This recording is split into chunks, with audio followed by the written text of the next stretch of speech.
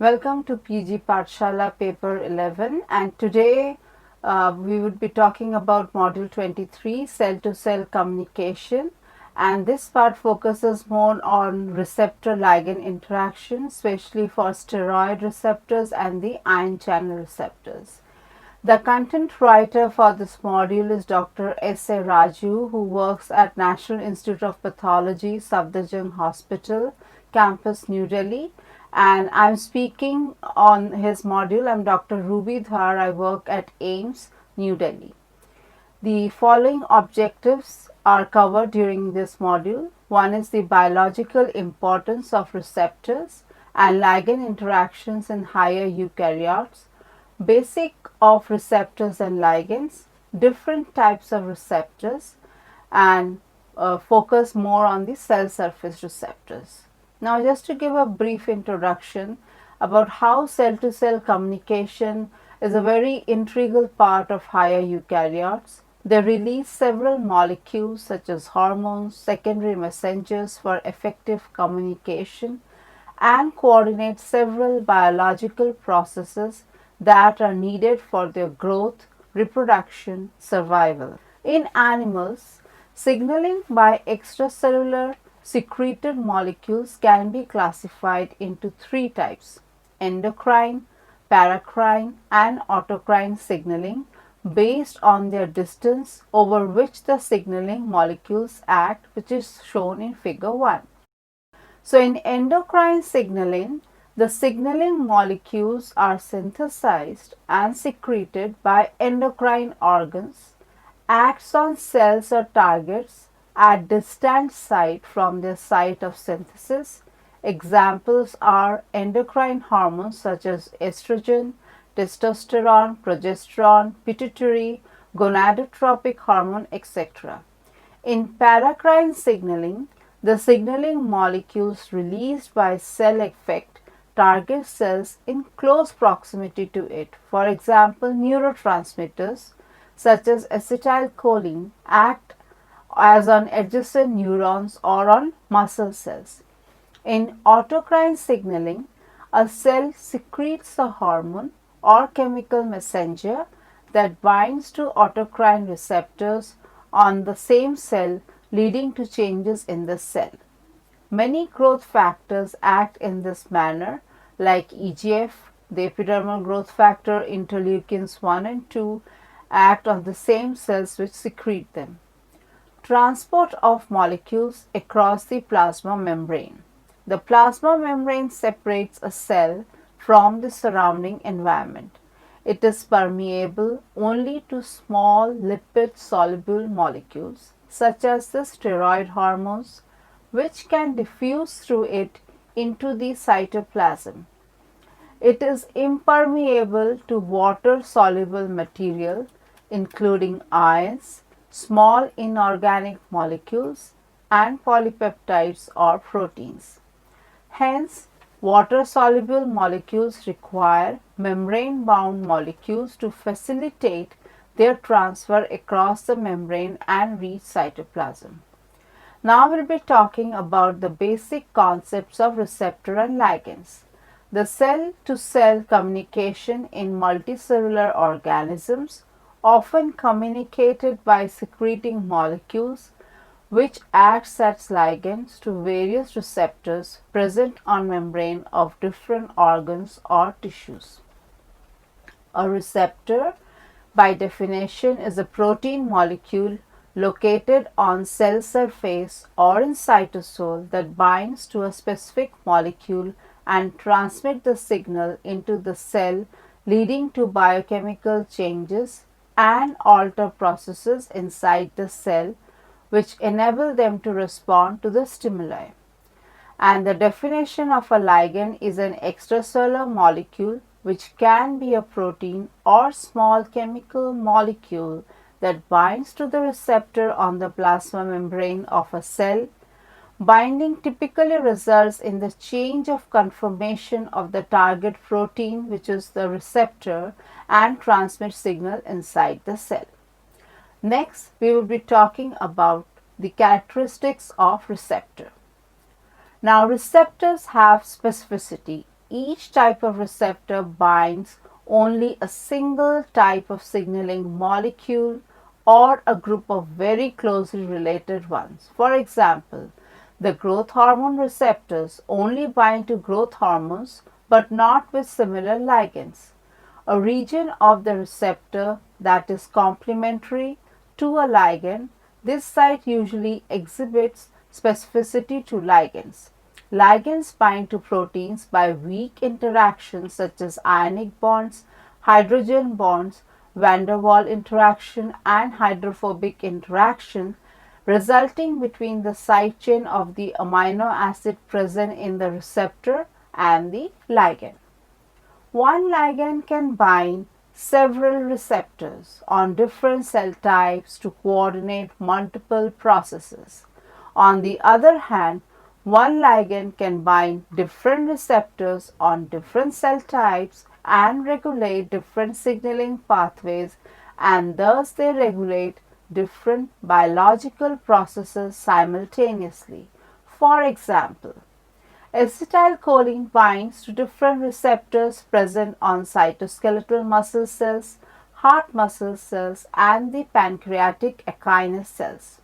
It triggers smooth muscle contraction in skeletal muscle cells by activating acetylcholine gated channels. It activates G protein coupled receptor and slows rate of contraction, and thus um, acetylcholine induces digestive enzymes in pancreatic echinus cells by triggering a raise in cytosolic calcium. Now, effector specificity. The same receptor found on different cell types in an organism may trigger different response upon binding to the specific ligand.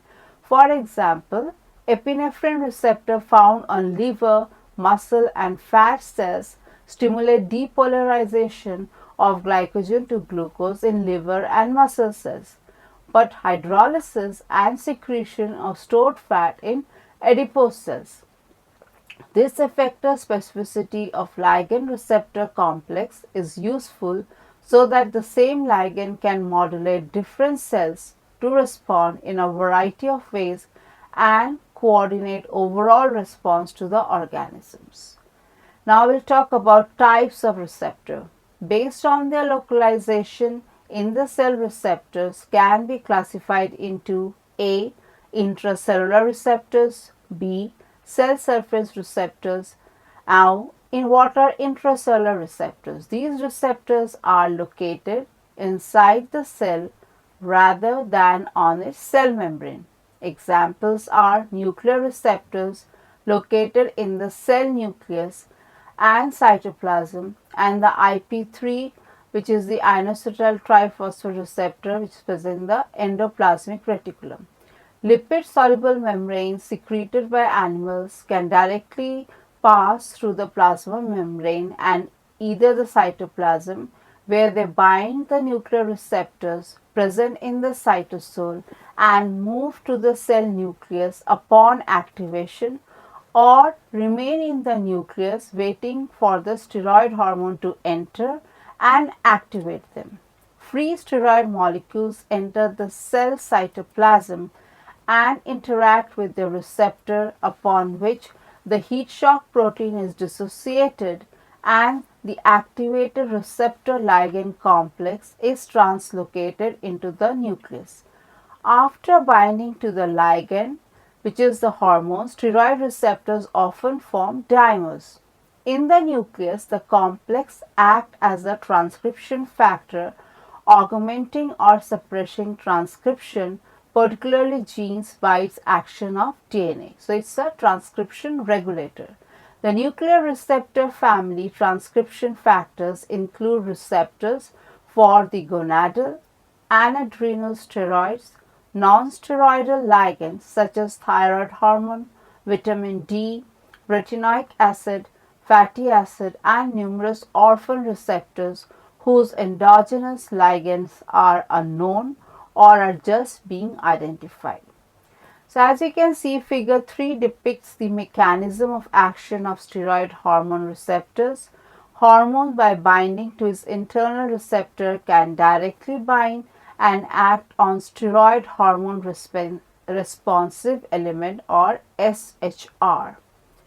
Now, intracellular steroid hormone receptors share common domains that are functionally homologous. Now, we're talking about the structure of the receptor variable domain located at the N-terminal and is the most variable domain between the different receptors. Then is the DNA binding domain. This highly conserved DNA binding or the DBD consists of two non-repetitive globular motifs where zinc is coordinated with four cysteines. This domain is distinct from that of classic zinc fingers. This region determines binding of receptor ligand complex on DNA hormone response element, which is the HRE, and thus genes they regulate the downstream signaling. Hinge region, this area controls the movement of the receptor to the nucleus. Hormone binding domain, this is moderately conserved ligand binding domain, include a nuclear localization signal, amino acid sequences capable of binding chaperones and part of dimerization interaction. Next is the C-terminal domain, which connects the molecule to form homodimer or the heterodimer. Next, we will be discussing about the cell surface receptors. The response of the cell to water-soluble molecules like hydrophilic depends on interactions that occur on the extracellular side of the plasma membrane. The hydrophilic molecules bind to the extracellular domain of a protein embedded in the membrane. Ligands bind to their receptors with high specificity and affinity than other molecules in the surroundings. The receptor bound ligands induce changes in the cytoplasmic side of the membrane, which further transmit the signal leading to activation or inhibition of target molecules. Alternatively, the small molecules may be transported into cytoplasm with the help of transporter molecules. Receptor ligand complexes may be internalized into the cytoplasm, and the external molecules may also be internalized by forming membranous vesicles by endocytosis. There are three major classes of cell surface receptors that are used by cells to communicate using water soluble molecules. Number 1, ion channel receptors. Number 2, G protein coupled receptors. And number 3 is the enzyme linked cell surface receptors. We will be discussing about the ion channel receptors. These are usually multimeric proteins located in the plasma membrane. The subunits arrange in a manner that form a passageway or pore extending from one side of the membrane to the other. These receptors open and close in response to chemical or mechanical signal. When an ion channel is open, ions diffuse passively as driven by the electrochemical or chemical gradient. Opening of ion channel results in change of charge distribution across the membrane. Figure 5 shows how cell signaling through ion channel happens. Ion channels are specific to particular ions. They allow only a single type of ion to pass through them. Ion channels such as sodium gated, potassium gated, chlorine gated channels are used for transport of respective ions across the membrane. However, some channels may be permeable to the passage of more than one type of ions, typically sharing a common charge. Neurons, muscle cells, and the touch receptor cells are all excitable cells. They all have the capacity to transmit electrical signals. Electrical signals travel much more rapidly than chemical signals, which depend on the process of molecular diffusion. As a consequence, excitable cells respond to signals much more rapidly than cells that rely solely on chemical signals. The hereditary gene mutations of ion channels can lead to channelopathies such as epilepsy, cardiac arrhythmia, migraine, asthma, hyperplexia, blindness, diabetes, hypertension, irritable bowel syndrome, and cancer. Moreover, non-genomic ion channel modulation is associated with a broad range of diseases including cardiac disorders, neurological indications, neuropathic, renal disorders, and inflammatory pain. All these have made ion channels the major therapeutic targets.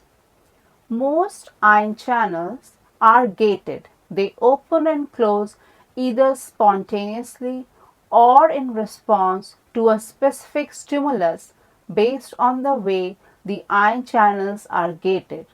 They may be divided into two types: ligand gated channels or the voltage gated channels. Ligand gated channels are transmembrane ion channel proteins which open upon binding to a ligand molecule, which can be endogenous or exogenous, and allow passage of ions such as sodium, potassium, calcium. These proteins are often consist at least two domains: a transmembrane domain, which includes the ion pore, and an ion extracellular domain, which includes the ligand binding location, which is an allosteric binding site that induces conformational change in the receptor. Nicotinic acetylcholine receptors, serotonin receptors, GABA receptors, glycine receptors, and the acid sensing ion channels are some examples for ligand gated channels as shown in figure 6.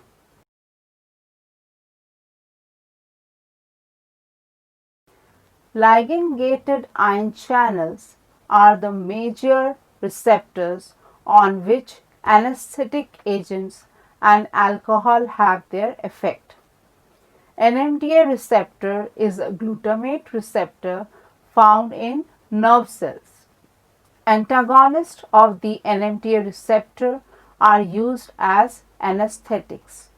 NMDA receptor modulators are used to treat neurodegenerative disorders such as Alzheimer's, Parkinson's, drug dependency. GABA receptor antagonists used as stimulant and conversant and are mainly used for counteracting overdoses of sedative drugs. Now talking about voltage gated channels, these are receptors that are activated by changes in the electrical membrane potential near the channel. The membrane potential alters the conformation of the channel proteins, regulating their opening and closing.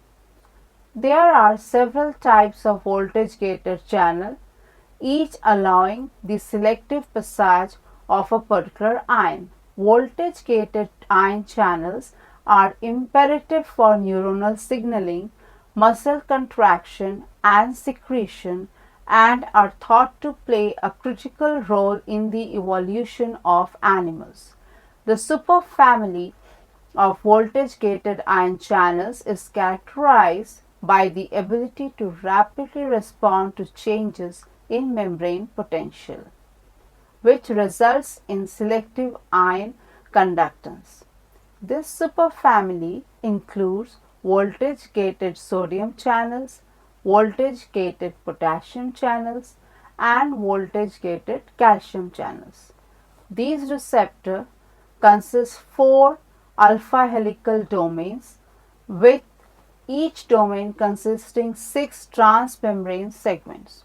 voltage dependent activation is enabled by conserved positivity charge residues in the segment 4 of the 4 domains. Change in potential outer side of the membrane induces a conformational change that results in opening of the channel. The pore is formed by the segment S5 and S6. Figure 7 shows the structure of voltage gated sodium channel. The 4 homologous domains of the tetramer indicates the in Roman numerals transmembrane helical segments labeled as S1 to S6. Now, voltage gated sodium channels are crucial in the initiation and propagation of electrical signals in excitable neuronal cells, muscles, and heart tissues. Sodium channel inhibitors are used as local anesthetics. Calcium channel blockers are used as antihypertensive drugs. They are effective against large vessel stiffness, one of the common cause of elevated systolic blood pressure in elderly patients. Calcium channel blockers are also frequently used to alter heart rate, to prevent cerebral vasospasm, and to reduce chest pain caused by angina pectoris. Now we'll talk about the G protein coupled receptors, or abbreviated as GPCRs. G protein coupled receptors are the largest and most diverse group of membrane receptors in eukaryotes. In humans, GPCRs are used respond several types of signals such as neurotransmitters, hormones involved in glycogen and fat metabolism.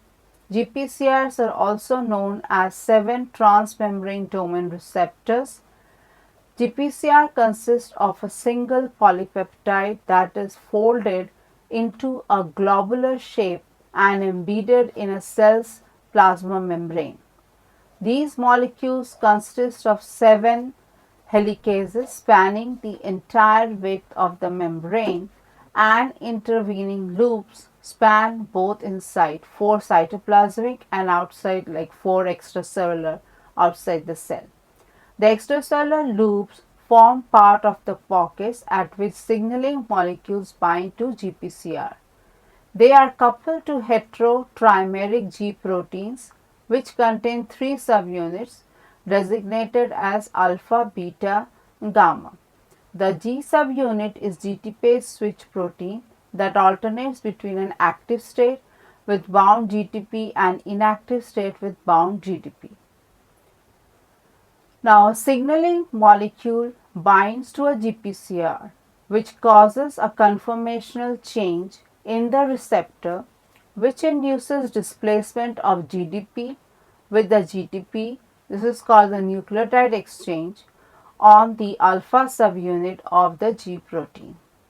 The GTP bound G alpha dissociates from the G beta gamma complex and the GPCR and binds to a specific effector and activates it, triggering a cascade of responses, and this topic will be discussed in detail in a separate chapter. Now, talking about the enzyme coupled cell surface receptors.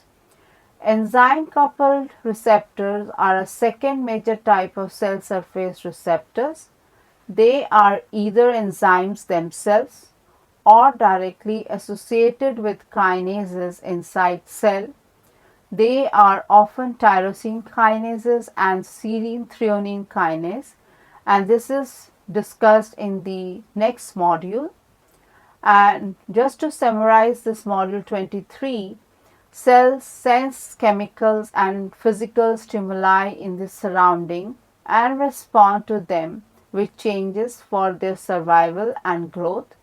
Many types of signals, small molecules such as amino acid, lipid, steroid, gases such as oxygen, nitric oxide, hormones, soluble proteins, and proteins released by cell themselves or by surroundings trigger cellular response by binding to a protein molecule which is called the receptor.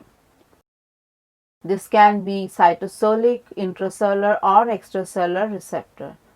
This module, the present module, deals with signal transmission through steroid hormone receptors and the ional channel receptors.